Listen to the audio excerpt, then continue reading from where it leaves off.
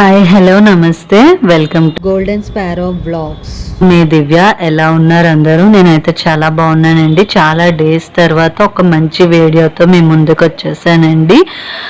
So ఈరోజు vlog వచ్చేసి morning to night dinner వరకు నేను ఏం చేశాను అన్నది మీతో షేర్ చేసుకుంటున్నాను. సో ఫస్ట్ మార్నింగ్ వచ్చేసి మా హస్బెండ్ లంచ్ బాక్స్ కోసం అని చెప్పేసి కుకింగ్ స్టార్ట్ చేసేసాను అనమాట. సో ఈరోజు లంచ్లోకి వచ్చేసి కాకరకాయ ఫ్రై అండ్ అలాగే పప్పుచారు చేస్తున్నాను అండ్ రైస్ కామన్ కదా. సో నా డే అనేది ఫస్ట్ టీతో స్టార్ట్ అవుతుందండి. మీలో ఎంతమందికి మీ డే అనేది టీతో స్టార్ట్ చేస్తారో నాకు కింద కమెంట్ చేసేయండి. సో ఫస్ట్ నేను కాకరకాయలు అనేది పసుపు ఉప్పు వేసిన నీటిలో కొంచెం కడుక్కుంటున్నానండి. ఎందుకంటే కొంచెం చేదు తగ్గుతుంది అండ్ అలాగే ఏమైనా డస్ట్ ఏదైనా ఉన్నా సరే పోతుంది అనమాట. సో అందుకని చెప్పేసి ఉప్పు పసుపు వేసిన నీటిలో కడుక్కుంటున్నాను. అండ్ తర్వాత ఈ కాకరకాయ ఫ్రై బ్యాక్ సైడ్ చాలా స్టోరీ ఉందండి.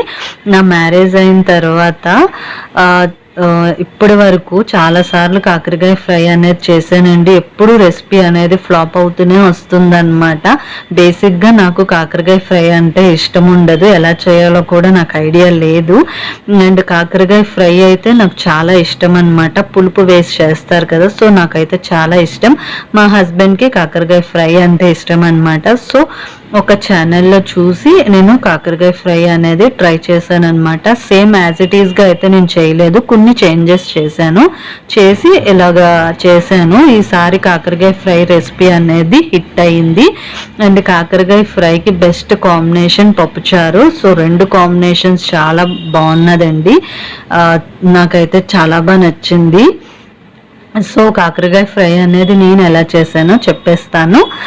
సో ఫస్ట్ వచ్చేసి కాకరకాయల్ని ఆయిల్లో ఫ్రై చేసుకోవాలండి. మనం కాకరకాయల్ని ఆయిల్లో ఎంత బాగా ఫ్రై చేస్తే కాకరకాయ టేస్ట్ అనేది అంత బాగుంటుందన్నమాట.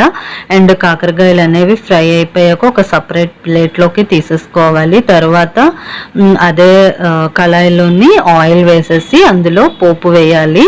సో అంటే ఆవాలు జీలకర్ర అలాగే మినప్పప్పు వేయాలి. అవి కొంచెం ఫ్రై అయిన తర్వాత ఉల్లిపాయ ముక్కలు వేయాలి. ఉల్లిపాయ ముక్కలు ఫ్రై అయిన తర్వాత ఇక్కడ మనం ఒక పొడిని ప్రిపేర్ చేసుకోవాలండి. ఇక్కడ వచ్చేసి పచ్చి కొబ్బరి ముక్కలు అండ్ అలాగే పల్లీలు అండ్ మీకు టేస్ట్కి సరిపడా సాల్ట్ అండ్ అలాగే కారం వేసుకొని మిక్సీ చేసేసుకోవాలన్నమాట. సో తర్వాత ఉల్లిపాయలు ఫ్రై అయిన తర్వాత మనం కాకరకాయ ముక్కలు వేసేసుకోవాలి. వేసుకొని ఒకసారి బాగా కలిపిన తర్వాత మనం ముందుగా ప్రిపేర్ చేసుకున్న పొడి వేసేసుకొని ఒకసారి బాగా కలిపేసి మూత పెట్టేసి ఒక 10 minutes మగ్గించుకోవాలి. సో అంతే, రెసిపీ అయితే అయిపోతుంది. అండ్ తర్వాత వచ్చేసి నేను టిఫిన్లోకి పప్పుచారు అయితే రెడీ అయిపోయింది. అండ్ టిఫిన్ వచ్చేసి నేను జొన్న దోశ చేశాను అనమాట. అంటే మిల్లెట్స్ దోశ చేశాను మా హస్బెండ్కి. నా బ్రేక్ఫాస్ట్ వచ్చేసి రాగి జావా అండ్ అలాగే స్ప్రౌట్స్ అనమాట. అండ్ తర్వాత నేను మిషన్లోకి బట్టలు వేసేసానండి. బట్టలు వేసేసిన తర్వాత అవి వాష్ అయిపోయిన తర్వాత డబ్బా పైకి పట్టుకెళ్ళి ఆరబెట్టేసాను. అండ్ అలాగే పెరుగు తోడు పెట్టుకోవడానికి నేను ఇక్కడ పాలు వేడి చేసుకుంటున్నాను.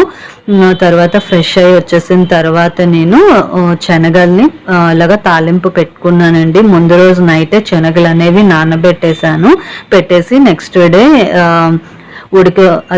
కుక్కర్లో పెట్టి బాయిల్ చేసుకున్న తర్వాత పోపు పెట్టేశాను అనమాట. ఎందుకు శనగల తాలింపు పెట్టానంటే మా ఇంటి దగ్గరలోనే వినాయకుడి బొమ్మని నిలిపారండి. సో అక్కడ ప్రసాదం ఇవ్వడానికి అని చెప్పేసి నేను ఇలాగా పోపు పెట్టేశాను. సో తర్వాత దీపారాధన చేసేసుకున్నానండి. ఇంట్లో దీపారాధన చేసుకున్న తర్వాత సో అక్కడికి వెళ్ళడానికి రెడీ అయిపోయాను అనమాట. ఆల్మోస్ట్ ఇప్పుడు టైం వచ్చేసి 11:15 అవుతుంది. సో ఇప్పుడైతే నేను అక్కడికి వెళ్తున్నాను.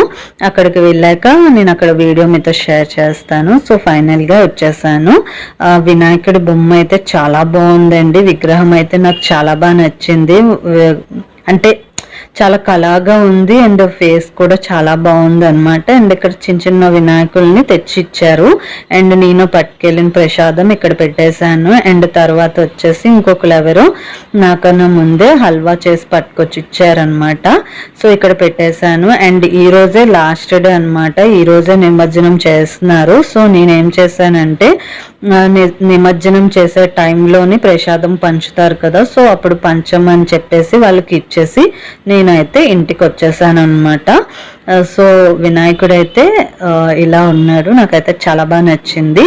అండ్ ఇంటికి వచ్చేసిన తర్వాత లంచ్ అనేది కంప్లీట్ చేసేసాను. లంచ్ కంప్లీట్ చేశాక కొంచెం పనులు ఉంటాయి కదా, బట్టలు అవి ఫోల్డింగ్ అది చేసుకున్నాను. కొంచెం ఆ పని అయిపోయిన తర్వాత ఈవినింగ్ మా హస్బెండ్ ఆఫీస్ నుంచి వచ్చిన తర్వాత మేమైతే డిమార్ట్కి వెళ్ళామన్నమాట. కొన్ని పూజ ఐటమ్స్ కావాలి అండ్ అలాగే కొన్ని 1 or 2 గ్రాసరీ ఐటమ్స్ కావాలి. సో అందుకని చెప్పేసి డిమార్ట్కి వెళ్ళాము. సో ఇక్కడైతే మేము బెడ్షీట్ చూస్తున్నాం అనమాట, కింగ్ సైజ్ బెడ్షీట్స్ కావాలి, అందుకని చెప్పేసి ఇక్కడ మేము చూస్తున్నాము. అండ్ డిమార్ట్లో మేమైతే వర్మిసిల్ తీసుకున్నాం అనమాట, ప్లెయిన్ వర్మిసిల్, ఫ్రైది కాదు. అండ్ తర్వాత వచ్చేసి నేను గీ తీసుకున్నాను, ఆవు నెయ్యి తీసుకున్నాను అనమాట. అండ్ తర్వాత సోప్స్ తీసుకున్నాం. ఇదేంటి అంటే 1+1 ఆఫర్ అనమాట. సో ఈ రెండు మాకు వచ్చేసి 90 or 95, ఈ రెండిట్లో ఏదో ఒక ప్రైస్ నాకైతే ఐడియా లేదు.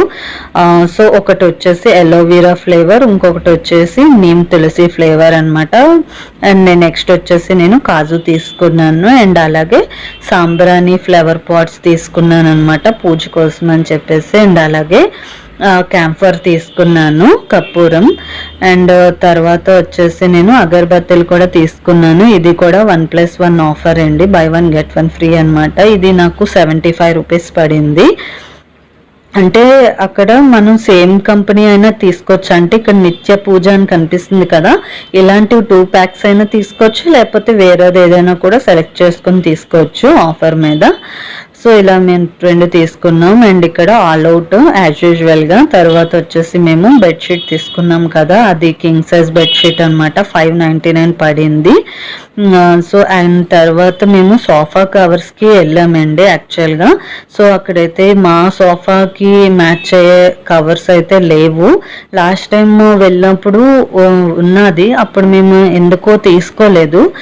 సో నెక్స్ట్ టైం ఎప్పుడైనా వెళ్ళినప్పుడు ట్రై చేయాలన్నమాట. అండ్ డిమార్ట్ నుంచి మేము ఇంటికి వచ్చేసరికి 9 అయిపోయింది. సో నైట్ ఇంటికి వచ్చిన తర్వాత నేనైతే చపాతీ చేసేసాను. మా హస్బెండ్ వచ్చేసి చపాతీకి కర్రీ అనేది బయట నుంచి తెచ్చేసారనమాట, కాబోలి శనగల కర్రీ అనేది తెచ్చారు. సో వీడియో అనేది ఇక్కడతో ఎండ్ చేస్తున్నాను. మీకు కనుక వీడియో నచ్చినట్లుగా అయితే లైక్ చేయండి, షేర్ చేయండి అండ్ సబ్స్క్రైబ్ చేయండి. Bye friends.